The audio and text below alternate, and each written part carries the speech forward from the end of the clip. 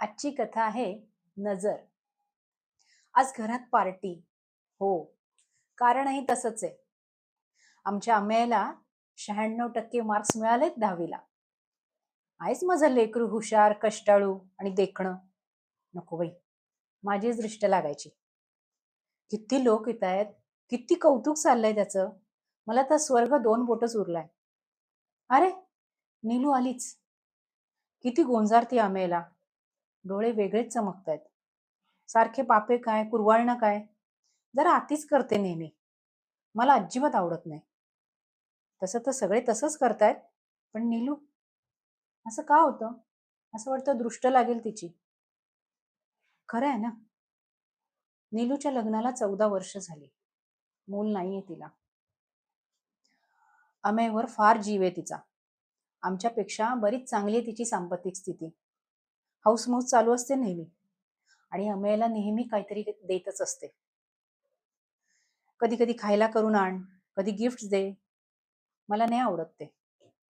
अमेयाला नेहमी घरी घेऊन जाते आणि खूप लाड करते त्याचे, अगदी स्वतःच्या मुलासारखे. पण मला तिचं हे काहीच आवडत नाही. म्हणजे ती चांगलीच आहे, नेहमी मदत करते, सगळ्यांचं कौतुक करते, सगळ्यांशी मिळून मिसळून राहते. पण ती आली ना की मला जरा अस्वस्थच वाटतं. कितीही झालं तरी मूल नाही तिला. मनात डाचत असेलच ना, हेवा वाटत असणारच ना माझा आणि माझ्या आमेचा. शेवटी जेलसी असतेच की. आपल्याला जे मिळालं नाही ते दुसऱ्याला मिळालं की राग येतच असेल ना. दाखवत नाही कुणी उघड उघड, पण मनात असेलच ना. तशी मी काही जुन्या विचारांची नाहीये, पण अमेयच्या बाबतीत मन माझं जरा जास्तच हळवं होतं. सासूबाई असलं काहीतरी भरवत असतात. त्यांना बोलून देत नाही मी, पण माझ्या मनात राहतच. ती अमेयच्या जवळ जरी आली ना, तरी मला अस्वस्थच वाटतं. सारखं वाटतं तिची नजर लागेल अमेयला. तिची नजरच विचित्र वाटते मला. खूपदा तसा अनुभवही आलाय. कधी त्याचं काही छान झालं, कुठलं बक्षीस मिळालं, वाढदिवस असला, की किती कवटाळत असते त्याला. त्या दिवशी अमेयचं काहीतरी बिघडतंच. कधी ताप येतो, कधी कणकण. त्याला नेहमी असं काही झालं की मला त्रास होतो. मग सासूबाईंचं बरोबर वाटायला लागतं मला. वाईट शक्ती असतेच नजरेत. दूरच ठेवायला बघते मी. पण नेहमी नेहमी कसं टाळणार? आजही आलीच नसती तर किती बरं झालं असतं. बोलावलं नसतं तर आलीच नसती. पण कळलंच असतं ना तिला. असो, वेळ निभावून न्यायची. नंतर काढीन त्याची दृष्ट. ती रमा, ती पण आलीच. तिचंही तसंच. बघा चेहऱ्यावर किती आनंद दाखवतीये. जणू अमेय तिचाच मुलगा आहे. इतका आनंद होत असेल खरंच? शक्य आहे? तिचा मुलगा मतिमंद आहे. एकुलता एक. सगळं बिचारी रमा एकटीच करते. आणि किती विचित्र दिसतो तिचा मुलगा. वेडसरच वाटतो. सगळे हसतात त्याला. मलाच दया येते त्याची आणि बिचाऱ्या रमाचीही. पण तिला खरंच मनापासून आनंद होत असेल का? अमेयला सतत बक्षीस, खेळात, वक्तृत्व स्पर्धेत, सगळ्यातच. आणि तिचा मुलगा, अशी मनात खंत असणारच की. तुलना करतच असणार ती अमेयशी. शेजारीच राहते रमा, तशी गरीब आहे. एकटीच कमावते, एकटीच आहे. पण सतत काहीतरी देत असते अमेयला. काहीही खायला केलं की त्याला आणून देते. सतत बोलावते आणि कौतुकही करते. अमेय मनापासून तिच्या मुलाशी बोलतो. गुणीच आहे पोरगा माझा. पण एवढं अति करायची काय गरज आहे? किती टाळते मी. हो ना, दृष्ट लागणारच की. तिचं मूल असं आणि अमेय माझा सुदृढ, हुशार, वाटणारच की तिला जेलसी. नजर आवडत नाही मला तिची. सारखं वाटतं काहीतरी काळबेरं असेल. मी नसताना तिला काही करेल का? काही चुकीचं खायला देईल का? सारखी नजर ठेवून असते मी. दृष्ट लागणारच ना. आपल्याला जे मिळालं नाही ते दुसऱ्याला मिळालं की त्रास होणारच ना. तडफडणारच मन. या दोघी दिसल्या की भीतीच वाटते मला. डोक्यात फार वाईट विचार येतात. त्या दोघी जाईपर्यंत जीवात जीव राहत नाही. किती वर्षांनी फोन आलाय सुलूचा. फेसबुकवर नव्याने कनेक्ट झालो. सगळ्या शाळेतल्या मैत्रिणी. कळलं इथंच या शहरात नव्याने आली आहे सुलू राहायला.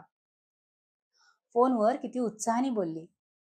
किती आठवणी निघाल्या इकडच्या तिकडच्या. आज तिने घरी बोलवलंय मला अगदी निवांत गप्पा मारायला. किती वर्षांनी भेटणार, एकमेकांबद्दल सांगणार आणि मस्त आठवणी काढणार.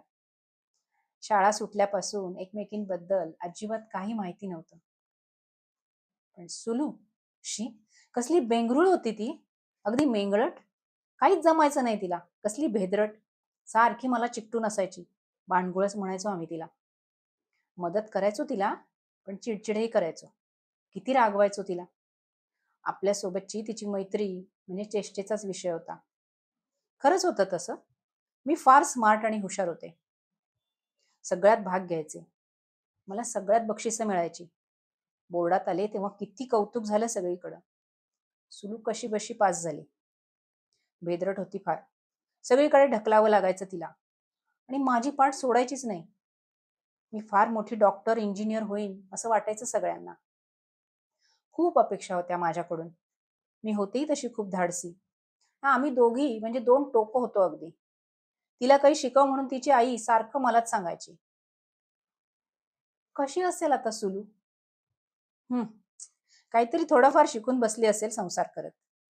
तशी फार मोठी स्वप्न नव्हतीच तिची. काही म्हणता काही जमायचं नाही धड. आपण तर विसरूनही गेलो तिला नंतर. शाळा सुटली तसा संपर्क कमी होत तुटलाच. शिक्षण, पोस्ट ग्रॅज्युएशन, मग लग्न आणि मुलं. अडकूनच गेलो संसारात. मुलांची ओढाताण नको म्हणून नोकरी सोडली मी आणि फुल टाइम हाऊसवाईफ झाले.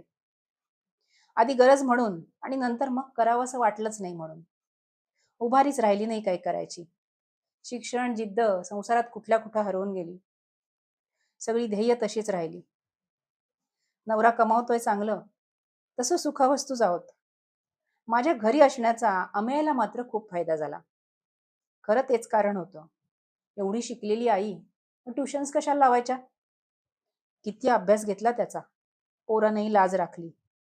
करिअर करिअर म्हणजे तरी काय, शेवटी नोकरीच ना. पण तेव्हा वाटायचं खूप मोठं व्हावं, अधिकारी व्हावं, रुबाब दाखवायचा. पण सगळे गुण असूनही ते शक्य नाही झालं. कसं काय निसटून गेलंच सगळं. खंत वाटते आता. इतकी क्षमता असूनही, शिक्षण असूनही आपण फारसं मोठं काही केलंच नाही. गृहिणीच राहिलो. सुखात मात्र आहोत. सगळं छान झालं. संसार, मुलं, फ्लॅट, तसा बंगलाही झाला असता. पण हे म्हणाले अमेयाच्या शिक्षणासाठी थोडे पैसे राखून ठेवूया, मग बघू. तसंही काय अडतंय बंगल्यामुळे. छानच आहे सगळं. कसलंच दुःख नाहीये आणि कमतरता सुद्धा. अगदी सफल संपूर्ण वाटण्याइतकं. अरे, बघता बघता आलं की सुलूचं घर. पत्ता तर हाच दिसतोय. बापरे, केवढा मोठा बंगला. राजवाडाच आहे. नक्की हेच असेल का तिचं घर? नाव तर तेच दिसते पाटीवर. श्रीमंत नवरा मिळवला वाटते. अरे वा, सुलूचं नाव आधी आहे पाटीवर. आणि खाली काय? जिल्हाधिकारी. वा, क्या बात आहे. सुलू एवढी मोठी झाली. आपल्या शहरात एवढ्या मोठ्या पदावर येऊन आपल्याला काहीच माहिती नाही. अमेयाच्या 10वीच्या वर्षात कुठं लक्षच नव्हतं आपलं. सारखा त्याचा ध्यास. पण वा, नाव काढलं सुलूने. मी दारात दिसताच तिच्या नोकरांनी अगदी अदबीने मला आत नेलं. डोळे दिपावा असा दिवाणखाना आणि किमती वस्तू, त्याहूनही प्रकर्षानं जाणवणारी उच्च अभिरुची. हो, केवढं सुंदर आहे सगळं. ही ही अशीच भव्य ज्ञानेश्वरांची मूर्ती हवी होती मला आमच्या हॉलमध्ये. पण आमचा हॉलच लहान आहे खूप. खूप मोठी बाग करायची होती. पण अमेच्या इंजिनिअरिंगसाठी पैसे ठेवायचे म्हणून मग फ्लॅटच घ्यावा लागला. हा असाच असाच दिवाणखान्यात धबधबा आणि छोटी बाग करायची होती आपल्याला. पण जागाच नाहीये तेवढी. आपल्या स्वप्नातलं सगळं इथं आहे. किती सुंदर. कुंड्यांमधली वेगवेगळी स्टँडवर लावून ठेवलेली हिरवीगार झाडं, नाजूक फुलं, दगडगोटे, त्यातून खळाळत वाहणारं पाणी. किती प्रसन्न वाटतंय. त्या झोपाळ्यावर बसून निवांत पुस्तक वाचत, गाणी ऐकत बसावं. आपलंच स्वप्न आहे जणू इथं साकारलेलं. मॅडमना वेळ लागेल थोडा. परदेशातून एक पॅनल आले डिस्कशनला. तुम्हाला थोडी वाट पाहायला लागेल. सॉरी सांगितलं मॅडमनी. चहा कॉफी देऊ का तुम्हाला तोपर्यंत? एक चटचटीत मुलगी तिला अदबीनं विचारत होती. नको नको असू दे, मी बसते इथे, आरामात ये म्हणावं. असं म्हणून पुन्हा पाहते घर. भारीचे सगळं घर, जसं काय म्युझियमच. परदेशी पॅनल बरोबर चर्चा. वा, खूप मोठीच झाली सुलूने. किती अवॉर्ड्स, किती फोटोज. तिचे अवॉर्ड्स घेताना नवरा मुलांसोबतचे. किती सुंदर आणि सुखी, कॉन्फिडंट दिसते सुलू फोटोत. हीच ती बेंगळूर नेबरहूड सुलू? खरंच वाटत नाहीये. खरं केवढी यशस्वी झाली ही. शाळेचं नाव काढलं हिने. आपली बालमैत्रीण एवढी यशस्वी, श्रीमंत. वा, किती छान वाटतंय. किती अभिमान वाटतोय. आणि घर किती सुंदर. हा सोफा, पडदे कसले सुळसुळीत रेशमी. मिने, सॉरी ग, मीटिंग ठरल्यापेक्षा लांबली. आतल्या खोलीतून उत्साहानं येत सुलूनी मिठीच मारली आणि तिला प्रेमानं आणि अभिमानानं मीही कडकडून मिठी मारली. सुलू, सुलू किती मोठी झालीस ग. Proud of you dear. किती वर्षांनी भेटलो आम्ही. तिच्या त्या सुळसुळीत साडीचा स्पर्श आणि मंद परफ्यूम किती मस्त वाटतंय. आणि त्याही पेक्षा जास्त तिच्या रुबाबदार व्यक्तिमत्वानं मी भारावून गेले. तिच्या नोकर चाकरांच्या वागण्यातून, तिला मध्येच येऊन भेटणाऱ्या कुणाकुणा अधिकाऱ्यांच्या वागण्या बोलण्यातून, तिने केलेल्या फोनवरच्या संभाषणातून, सगळ्यातून तिचा अधिकार, प्रतिष्ठा, रुबाब सगळं दिसत होतं. फार छान वाटत होतं. असंच काहीतरी आपल्याला बनायचं होतं असं वाटलं. मी भरभरून कौतुक करत होते तिचं, तिच्या घराचं, बागेचं, तिच्या अचिव्हमेंट्सचं.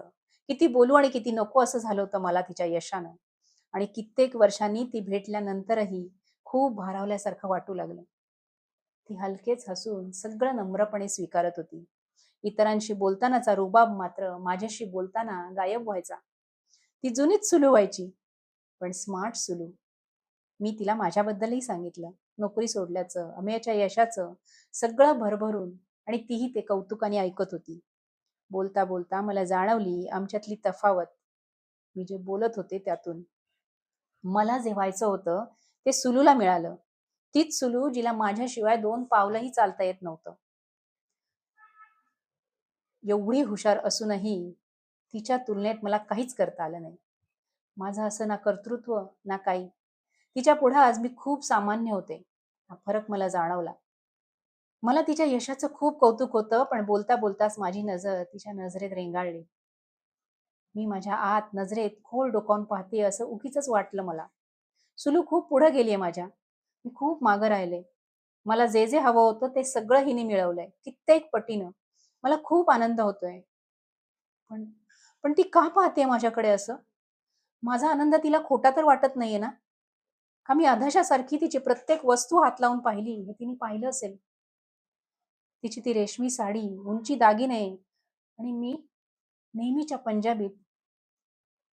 तिचा अवाढव्य बंगला, गाड्या आणि माझी बाहेर लावलेली जुनी खटारा स्कूटी. तिने पाहिलं असणारच आणि जोखलं असणारच. तिला काय वाटत असेल? काय विचार करत असेल ती? मी मी जळतेय तिच्यावर. तिच्या वैभवाला माझी नजर लागेल असा तरी विचार करत नसेल ना? आपण किती प्रेमानं, आपुलकीनं आणि अभिमानानं बोलतोय तिच्याबद्दल. अगदी मनापासून आणि आतून. खरंच, खरंच मला खूप आनंद झालाय. पण हे तिला जाणवलं आणि पटलं असेल का? आपला मनापासूनचा आनंद तिला खरा वाटतोय ना? का का तीही माझ्यासारखाच विचार करत असेल? माझ्यासारखा म्हणजे? म्हणजे मी जसा नीलू आणि रमाबद्दल विचार करते ना अमेयच्या बाबतीत, अगदी तसा. पण मी कुठं जेलस आहे, जळतीये. पण मग रमा आणि नीलू त्याही त्याही नसतील जळत, दृष्ट लावत. त्यांनाही कदाचित आपल्यासारखाच खराखुरा आनंद होत असेल. छी! किती खोत्या मनाचा विचार करत होतो आपण त्यांच्याबद्दल. कधी हसून मोकळेपणानं बोललोच नाही त्यांच्याशी. छे! चुकलंच आपलं. नीलू, रमा, माफ करा गं मला. मी सुलूचं केलं तसं तुम्ही करत असालच हे कौतुक अमेयचं. अगदी मनापासून. मी उगीच चुकीचा विचार केला तुमच्याबद्दल. मला आता रमा आणि नीलूची खूप आठवण यायला लागली.